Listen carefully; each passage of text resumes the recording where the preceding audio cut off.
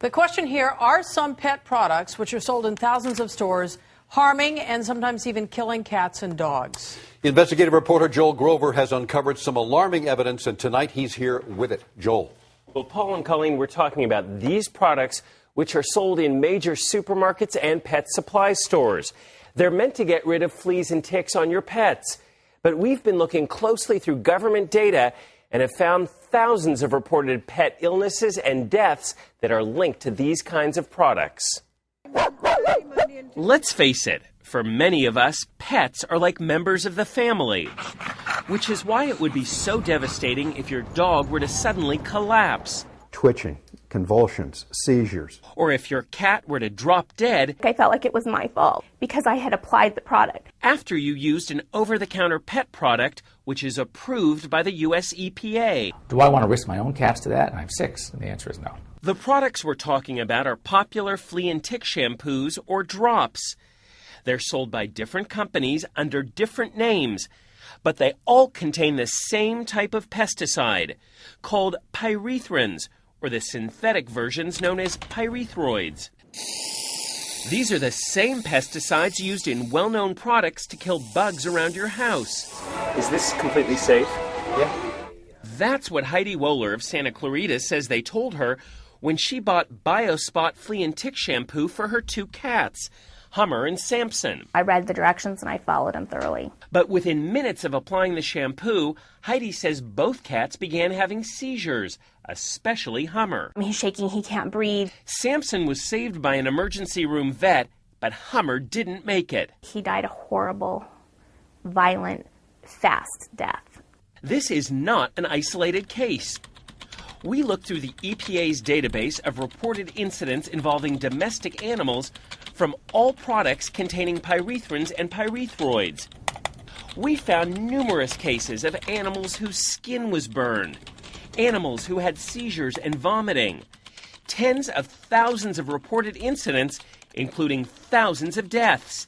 Even the EPA admits it's not sure how many thousands of animals have been harmed by these pesticides. If they're on the shelf in a grocery store or a drugstore, you assume that that's been tested and is fine. But things weren't fine when Rich Parsons of La Quinta applied Hart's flea and tick drops to his dog Duffy. They contain a pyrethroid called phenolphthalein.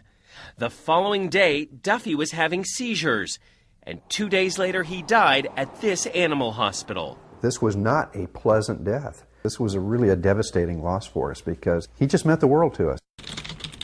In fact, there are entire websites where pet owners report illnesses and deaths after using products containing pyrethrin and pyrethroid pesticides. How's he doing? Good. Yeah. Well-known veterinarians like Dr. Jeff Werber of LA say a certain percentage of pets have adverse reactions to these products. We do know that some of these products can be toxic. We don't necessarily know to what degree. That's why so many vets and groups like the Humane Society are speaking out against these products. There are absolutely safer alternatives generally across the board. But these companies all insist their products are safe. It's unconscionable. It's unacceptable. When Rich Parsons' dog Duffy died, his vet wrote that it was a reaction to the insecticide in the Hart's drops that contributed to the dog's death. But Hart's brought in its own experts to review the case, and they denied any responsibility, blaming Duffy's death on underlying health problems. He's a perfectly healthy cat. And when Heidi Wohler's cat Hummer died, her vet wrote that based on the cat's symptoms, the pyrethrin in the BioSpot shampoo contributed to Hummer's death.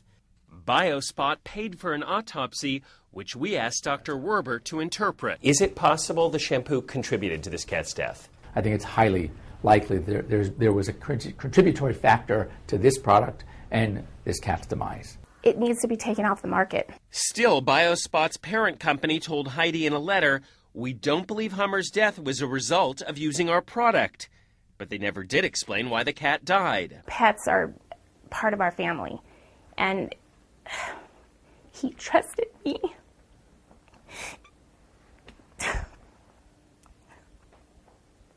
So I, in turn, tried to do my best, and I trusted the product.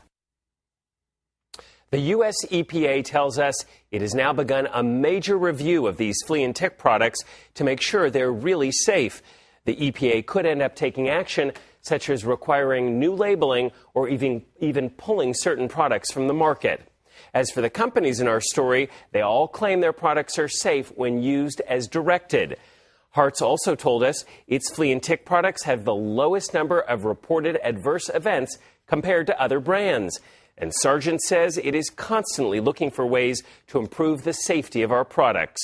You can read the full statements from these companies on our website, nbcla.com.